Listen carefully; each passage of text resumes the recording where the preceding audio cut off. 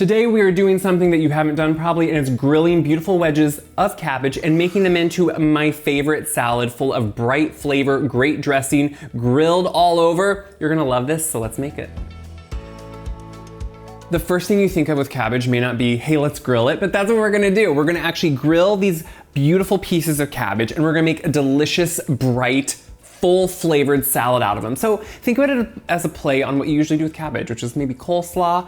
Maybe you do kind of a braise sometimes in the fall, but this is going to be a delicious grilled salad. And it's really one of my favorites. I actually haphazardly started creating this and then tested it after my sister was here this summer, and we had tons of cabbage and I was like, you know what, I'm just gonna throw it on the grill. Loved it. So I'm using a Savoy. I've used multiple types of cabbage for this.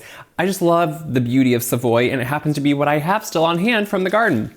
Look at a gorgeous head of cabbage. Now I am keeping the core in the cabbage because it's going to keep this together. So what I'm doing is cutting wedges. Now, this can still be a messy process on the grill, and I will show you why.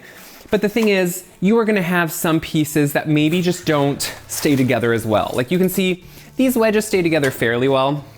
But the thing is, when they're on the grill, you're gonna have flyaways. You're gonna have pieces that wanna come off. Some pieces are gonna get more charred than others. That's okay. That's part of the beauty of this. It's just what works. So these extra pieces that for sure fell off, I'll put aside and I'll just eat them in a salad or something. So what I'm gonna do is olive oil first. So one, this adds flavor, but it also helps it not stick to the grill. So I have the grill preheating. That's always to me important, just like you would an oven. Preheat the grill. And what I wanna make sure to do is do both sides. What I do sometimes is let it drain off that first side, go onto the pan, and then just kind of push it around a little bit. Really whatever you can do, just make sure you get it all over because that's gonna help when we flip it on the grill. But do you see how that core, I can pick this up because that core is on it? That's essential. Next step, salt. Just like you're gonna do a piece of meat or anything, we want to salt these because that is gonna add the first layer of flavor to the salad.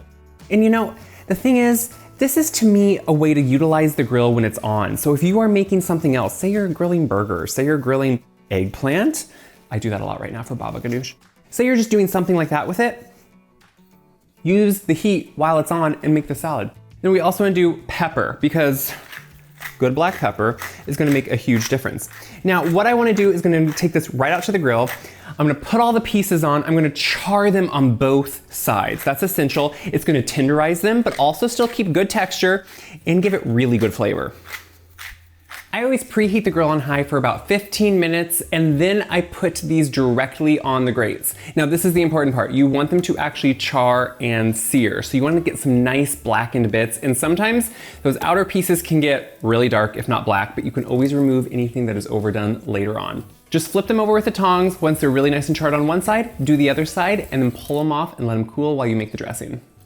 Just finished, and you can see, you know, as you saw, it's a really simple process. It sometimes takes a little finessing just because, you know, it wants to fall apart, but honestly, this is what you want. Charred bits and pieces. I mean, if you just taste a little bit of this, you get the grilled flavor on it. And that's what makes this, it makes this salad just like you took the volume and whoop, turned it way up. It's really good. So we're gonna make a really good dressing now to go with it because that's what you need. You need everything to be balanced and delicious. So to start, I was chopping up my garlic. I just like to have it minced.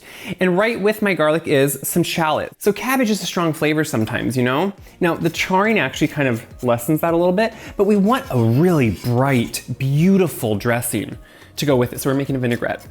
Has lots of garlic, lots of shallot. And then we're gonna actually just keep amping it up a little bit. So what I need is a little bit of lemon zest before I juice it. I always turn mine upside down so I can see the zest I'm getting. But what this does is really drive home that lemon flavor because we have multiple things going into this. So lemon zest right in there. Then we're gonna take our lemon, which I have 2 of them here, and we want some nice lemon juice because what that has is that bright, punchy lemon, but it's kind of balanced out with that lemon zest. They both offer different things. Zest and juice have differences, and that's why we put them in here. And you can see right now that we're just putting them right on top of that garlic and shallot. And what that can also do, if you let that sit a little bit, like if garlic to you is too strong sometimes, let it sit in an acid like this. It actually brings it down a little bit. We're gonna add in a little bit more acid with some white wine vinegar. This is a different type of acid, and I think those two play really well together. We're gonna add in some honey. Honey always, that sweetness to me is really needed, not in every vinaigrette, but when you're using cabbage again, it can have kind of that funkiness, and we wanna bring that out and kind of tone it down with the honey. Of course, Dijon mustard, I'm putting a good chunk in because I want that flavor to be there and have that beautiful pungency. Salt is important, but only a little bit of salt, because with the pepper and the salt, we're gonna be putting in a good dose of Parmesan cheese. And you can see I use a grater for that too. I just like to take I like to freshly grate it. Don't use the bottled stuff for this. Not the same flavor, not the same product. And we're gonna put that right in, and we're just gonna whisk it all together with, of course, olive oil. You need this now to actually finish out the vinaigrette. And whisking just brings it all together. Obviously that Dijon mustard is gonna help emulsify it, meaning that oil is gonna mix together well with the vinegar and make sure it becomes not quite creamy, but you can tell it has a creamy color because you're actually emulsifying those all together. And then that Parmesan inside of it, let me tell you something, that becomes a magical thing in itself.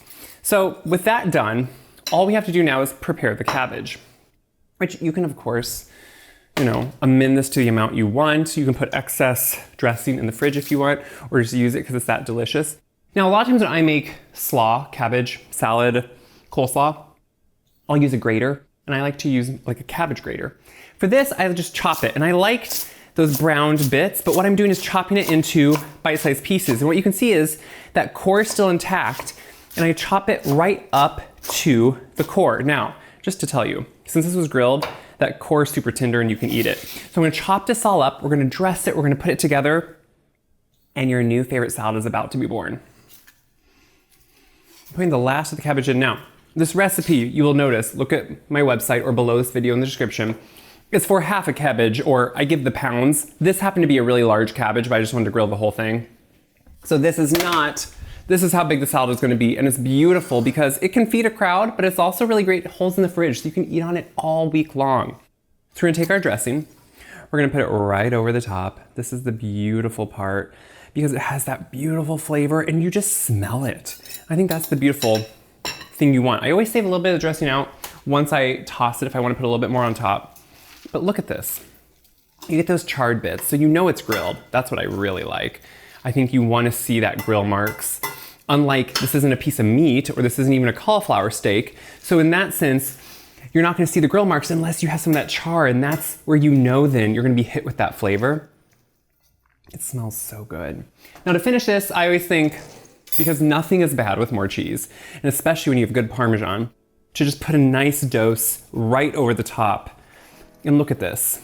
It's like a beautiful way to present something that is unique, maybe a little different, but also just going to blow everyone away with the flavor it has. It's all about the flavor, right? The proof is in the pudding, as they say. So go in, I'm eating this whole bowl, so I'm not worried. And just take a big bite.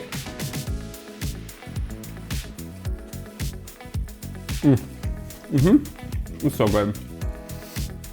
That lemon, bright and punchy. The Parmesan has that beautiful flavor of being an aged cheese mixed with the char and grill flavor. Guys, this is a moment. This is a great transitional late summer into fall recipe as cabbage becomes ready again because you have 2 crops usually. It's a great way to use the essence of the season, add great flavor, and enjoy it. Put grilled chicken with this, you have a meal, eat it on its own. It's delicious, and it's what I hope you make. So share this video around so other people can see how easy and fun it is to make good food at home. If I can do it, anybody can do it. You don't need to be on my farm in Iowa to try this recipe. Check my website, wyseguide.com, for the full recipe that you can print off, go back to time and again. Until next time, I hope you make something delicious.